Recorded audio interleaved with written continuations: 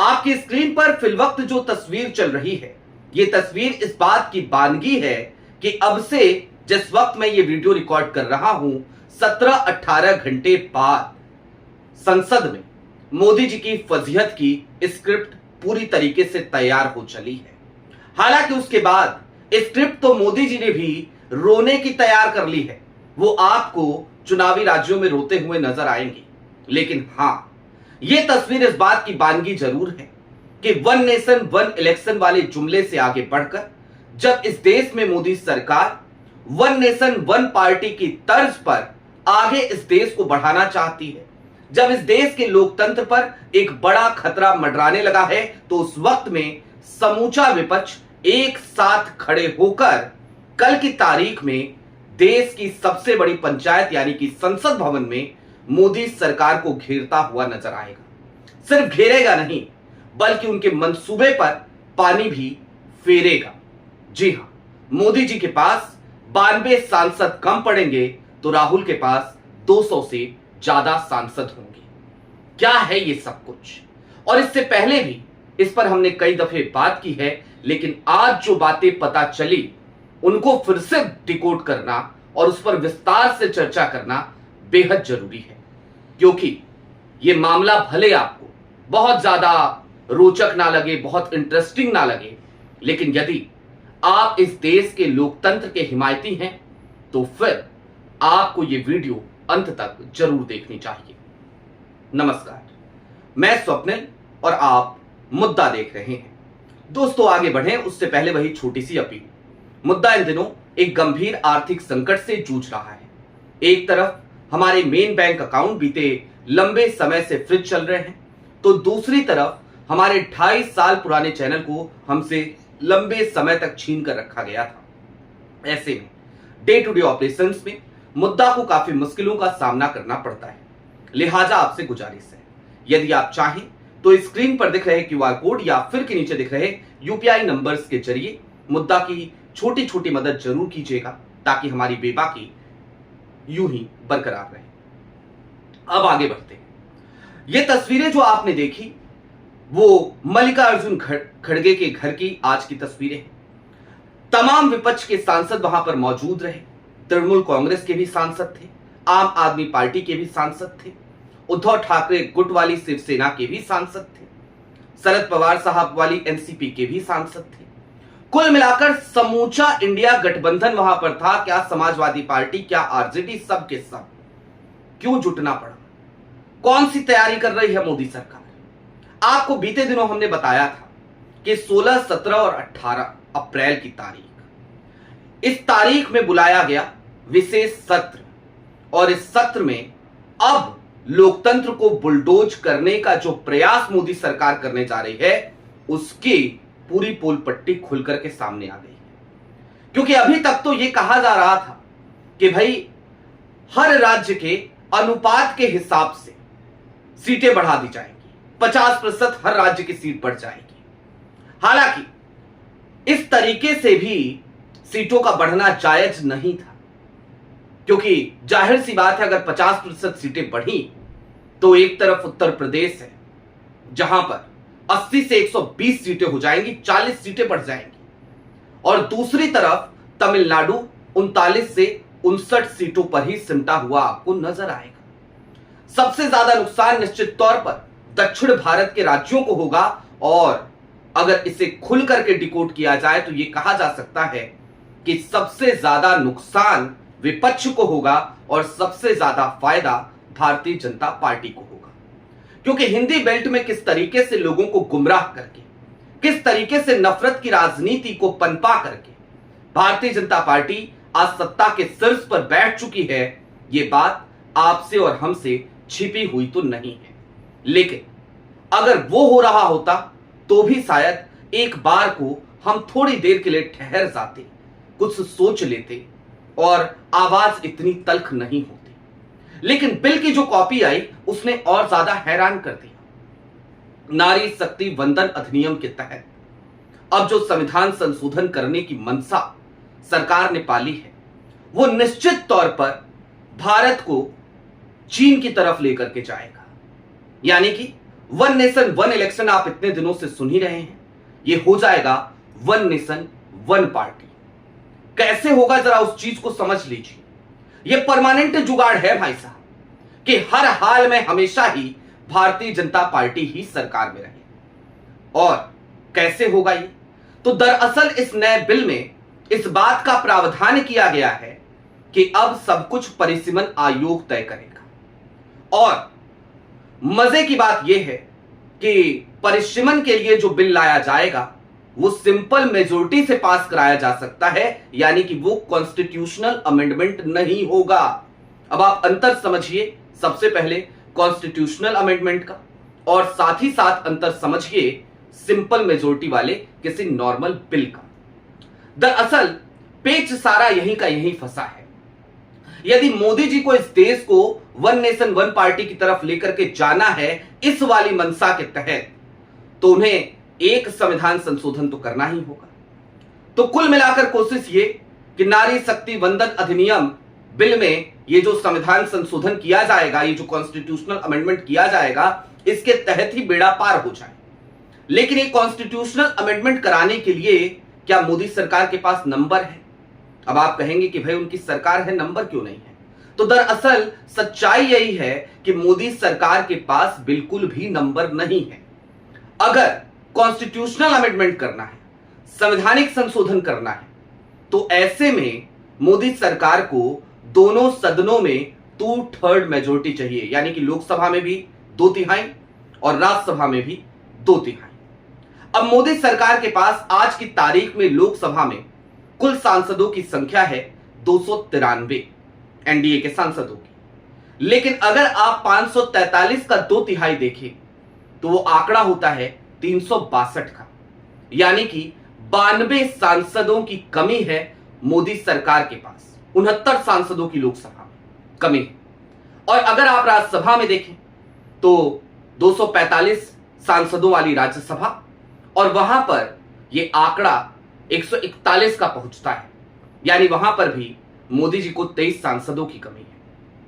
अब ऐसे में 69 और 23 सांसद लोकसभा और राज्यसभा दोनों जगह मोदी सरकार को कम पड़ रहे हैं। राज्यसभा में अगर मोदी जी एन केन प्रकारेण कुछ अपना घोल झपेटा झमाला कर भी लेते हैं, भाई जगन मोहन की तरफ से सपोर्ट मिल जाए, राघव चड्ढा दे दें, स्वाति मालीवाल दे दें, वो बीआरएस दे दे केसीआर वाली, तो चलिए राज्यसभा में मान लीजिए किसी तरीके से गाड़ी इनकी निकल भी गई, तो भी मामला लोकसभा में बुरी तरीके से फंस जाएगा। क्योंकि लोकसभा में मोदी जी के पास 2/3 मेजोरिटी जुटाने का कोई साधन नहीं है। क्यों नहीं है? अगर आप लोकसभा के आंकड़ों पर नजर डालें तो 234 सांसद चुन करके आए थे इंडिया गठबंधन के, 200 से ज्यादा सांसद हैं। अगर हम सिर्फ 200 सांसद ही मान ले कि आज की तारीख में, चलिए बहुत सारे क्रॉस वोट कर जाते हैं, मान लेते हैं कि 200 सांसद ही राहुल के साथ हैं, तो भी 543 में से, और चूंकि प्रद्युत बोरदोलोई इस्तीफा दे चुके हैं, तो 542 में से आज की तारीख में अगर 200 हटा दीजिए तो फिर कितने बचते हैं? जाहिर सी बात है 342। कुल मिलाकर के इस बात को समझिए कि मोदी सरकार के पास 362 का आंकड़ा छूने तक का नंबर नहीं है, बिल्कुल नहीं है। उसके बावजूद फिर भी वो ये अधिनियम लेकर आना चाहते हैं। और ये खतरे की घंटी लोकतंत्र के लिए क्यों है, जरा आप इसको थोड़ा सा और आसान भाषा में समझ लीजिए। वन पार्टी वन नेशन में बार बार इस एक शब्द पे क्यों जोर दे रहा हूं, तो उसके पीछे का बड़ा साधारण सा कारण है। आखिरकार ये कहने की जरूरत क्यों पड़ी इस बिल में कि परिसीमन जो होगा उसके लिए सिंपल मेजोरिटी के तहत परिसीमन हो जाएगा, बिल पास हो जाया करेगा। क्यों कहने की जरूरत पड़ी? क्यों चाहते हैं आप ऐसा? 2/3 से दिक्कत क्या है आपको? और दोस्तों, वो जो अनुपातिक रेशियो वाली बात बार बार कही जा रही थी ना, सोर्सेज के हवाले से खबरें चल रही थी कि सोर्स ने बताया है, तमाम गोदी मीडिया चैनलों ने कहा कि सोर्सेज ने बताया है कि अनुपातिक तौर पर हर राज्य की 50% सीटें बढ़ेंगी। जब बिल की कॉपी आई ना, तो आदमी और ज्यादा हैरान हो गया, क्योंकि उसमें इस बात का कहीं से कहीं तक जिक्र ही नहीं किया है मोदी सरकार ने। यानी कि वो भी एक जुमला था। इस बात को इस तरीके से कहिए तो ज्यादा बेहतर होगा। लेकिन हां, जब लोकतंत्र को इस तरीके से बुलडोज करने की कवायद में मोदी सरकार लगी हुई थी, तो उस वक्त पे निश्चित तौर पर 2024 के उस जनादेश को लेकर के हमें यह कहना चाहिए कि शुक्र है उस वक्त पे कम से कम जनता जागी हुई नजर आई। विपक्ष को इतना मजबूत तो किया कि आज की तारीख में विपक्ष आंखों में आंखें डालकर कल की तारीख में सदन के भीतर यह कहता हुआ नजर आएगा कि लोकतंत्र को मिटने नहीं देंगे, लोकतंत्र को जिंदा रखेंगे, लोकतंत्र का दीपक बुझने नहीं देंगे, क्योंकि हम तुम्हारे इस बिल को पास नहीं होने देंगे। और आज ये जो बैठक हुई, इसमें निश्चित तौर पर इस बात की पूरी स्क्रिप्ट तैयार हो चुकी है। लेकिन दूसरी तरफ मैं जिस स्क्रिप्ट की बात कर रहा था, जो स्क्रिप्ट मोदी जी के लिए तैयार है, अब जरा उसको भी समझ लीजिए। लगातार इस वक्त पे आप भारतीय जनता पार्टी के तमाम नेताओं को यह कहते हुए देख रहे होंगे कि मोदी सरकार महिलाओं का सम्मान करना चाहती है, लिहाजा वो चाहती है कि नारी शक्ति वंदन अधिनियम को जल्द से जल्द लागू किया जाए और महिलाओं को आरक्षण दिया जाए, 33% आरक्षण। अब चुनाव चल रहे हैं तमिलनाडु और पश्चिम बंगाल में, और मोदी जी वहां पर जाकर के आपको रोते हुए नजर आएंगे कि देखिए, हम तो महिलाओं को आरक्षण देना चाहते थे, हम तो आधी आबादी के साथ थे, हम तो आधी आबादी को सशक्त करना चाहते थे। तमाम इन्फ्लुएंसर्स भी इस समय मैदान में उतर चुके हैं, मिस इंडिया भी है कोई, उनका भी बयान आ गया है। सब लोग कह रहे हैं कि वाह मोदी जी वाह, क्या शानदार काम करने जा रहे थे मोदी जी। तो मोदी जी अब रोएंगे कि भाई ये जो कॉन्स्टिट्यूशनल अमेंडमेंट मैं करना चाह रहा था, ये मैं नहीं कर पा रहा हूं, क्योंकि ये विपक्ष की तमाम पार्टियां महिला विरोधी पार्टी हैं, यही बोलते हुए नजर आएंगे मोदी जी। और आपको याद होगा तमिलनाडु में तो बाकायदा एक इसी तरीके का माहौल बना हुआ है कांग्रेस को लेकर के। एक हसीना सैयद मोहतरमा है, कांग्रेस की पूर्व प्रदेश अध्यक्षा थी, उन्होंने पार्टी से इस्तीफा भी दिया या उनको एक्सपेल किया गया, दोनों बातें ठीक है एक तरीके से। और वो लगातार अलका लांबा, केसी वेणुगोपाल को तो घेर ही रही हैं, कांग्रेस की आइडियोलॉजी पे चोट कर रही हैं और कह रही हैं कि कांग्रेस ही महिला विरोधी है। तो तमिलनाडु में तो पहले से माहौल जो स्लीपर सेल हैं उनके जरिए ही बनवाने की शुरुआत मोदी जी की पूरी टीम ने कर दी है। लेकिन दूसरी तरफ पूरे देश में महिला विरोधी है विपक्ष, ये स्क्रिप्ट तैयार करके मोदी जी आपको बाजते हुए नजर अगर ना आए इन 3 दिनों के बाद, तो आप देखिएगा। लेकिन हां, कौन है महिला विरोधी ये समझना हो तो आपको 2023 का एक वाकया चलते चलते याद दिला देना चाहता हूं। 2023 में महिला आरक्षण के लिए लाया गया यह बिल सर्वसम्मति से दोनों सदनों से पास हुआ था। विपक्ष ने कोई विरोध नहीं किया था, कोई विरोध नहीं किया था। और उस वक्त पे राज्यसभा के भीतर ऑन रिकॉर्ड मल्लिकार्जुन खड़गे ने यह कहा था कि आखिरकार बाद का इंतजार क्यों करना, परिश्रमण तक का इंतजार क्यों करना, 2024 के चुनाव में ही महिलाओं के लिए 33% सीटें आप आरक्षित कर दीजिए। यानी कि मल्लिकार्जुन खड़गे ने उसी वक्त कहा था कि 2024 में ही महिलाओं को, आधी आबादी को 33% आरक्षण मिल जाना चाहिए था रिप्रेजेंटेशन में।